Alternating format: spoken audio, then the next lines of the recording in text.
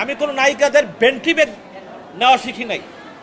আমার জীবনে দুটা জিনিস শিখি নাই, একটা হলো যে আর কারো চামচামি করা শিখি নাই, ঠিক আছে। আমি আমার জীবনে কোনো নায়িকাদের বেন্টি ব্যাগ হাতে টাচ করি নাই, আর কোনো চামচামি আমি আমার জীবনে করি নাই, যে জন্য আমি খারাপ। ওরামন 1 করছে জাকির হোসেন রাজু, 2 পার্টটা করছে যে ডাইরেক্টর কথা বলছেন সেই ডাইরেক্টর। 2 আমি এখনো চ্যালেঞ্জ করতে পারি যে 2তে এখনো পর্যন্ত পুঁজি পাইছে কিনা সন্দেহ আছে। হ্যাঁ, আজিজ সাহেবরা আমার সাথে টেবিলে বসতে বলেন, আজিজ সাহেবের সাথে আমার চ্যালেঞ্জ, সে পুঁজি পাইছে কিনা আমি চ্যালেঞ্জ করলাম আজিজ সাহেবের সাথে, ঠিক আছে। প্রডিউসারের সাথে চ্যালেঞ্জ আমার। সেকেন্ড, দহনে তো আমার জানা মতে দহনের আজিজ সাহেবদের লোকদেরই কথা, অর্ধেক নাই সিনেমা, ঠিক আছে।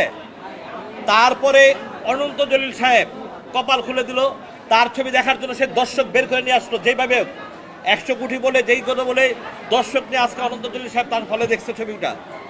দেখার পরে ওনার টিকিট না পেয়ে তখন এই পুরান ছবিটা দেখছে। এটাও কিন্তু 4-5 বছর আগে ছবি রিলিজ করতে সাহস পায় নাই। ফাঁকা ময়দানে, হ্যাঁ, তখন কিন্তু অনন্ত জলিল সাহেবের সাথে এই ছবি আসছে। আসার পরে এই ছবি হিট হচ্ছে, অবশ্যই হিট হচ্ছে, যেটা বলবো হিট হচ্ছে। তারপরের ছবি দামাল, সিয়ামের মতো আর্টিস্ট, শরীফুল রাজের মতো আর্টিস্ট 2 দিনও চলে নাই। আপনারা সবাই জানেন, কেউ বলতে পারবো না কখন রিলিজ হচ্ছে কখন শেষ হয়েছে। হ্যাঁ, তারপরে এখন যেটা আসতেছেন আপনার সুরঙ্গের সাথে, আপনি কেমন চলছে না চলছে এটা আমি বলতে চাই না, কারণ আমি বাংলাদেশে তখন ছিলাম না, সুরঙ্গের ব্যাপারটা আমি জানি না, আমার নলেজে নাই। যেটা সত্য আমি সেটাই বলবো। এখন আসছেন তুফান নিয়ে, তুফান চলতেছে। তুফান তো আমি 3 দিনের কথা বলছি, 3-4 দিন তুফান চলবে, 5 দিন চলবে, এটাই সত্য কথা। কিন্তু এইখানে কার কোন আর্টিস্টগুলো আছে, এই আর্টিস্টগুলো তো ভাই, এই আর্টিস্টগুলো তো চলবে। আপনি দেখেন আমাদেরও কিছু আর্টিস্টদের ঝামেলা আছে।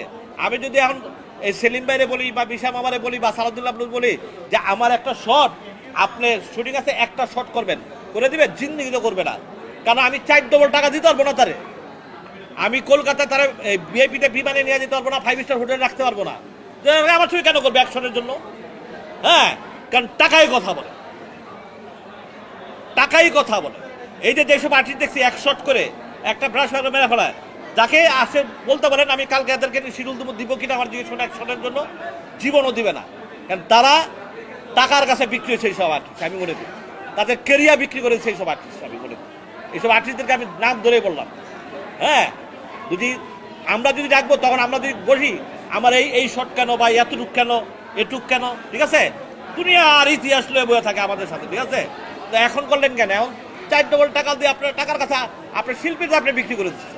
আমি মনে করি এটা তাদের জন্য কেরিয়ারের কতটুকু কি হয়েছে কিন্তু দর্শক দেখছে। এটা কিন্তু একটা উদাহরণ হয়ে থাকবে সারা বাংলাদেশের মাটিতে। যারা প্রডিউসার ডিরেক্টরকে দেখবে তখন কিন্তু প্রডিউসার ডিরেক্টর বলতে পারবে যে ভাই আপনি তোমার কিন্তু একটা শট দিয়েছিলেন, তো আপনি কেন আমার ছবি করবেন না? এটা কিন্তু সারা জীবন উদাহরণ হয়ে থাকবে।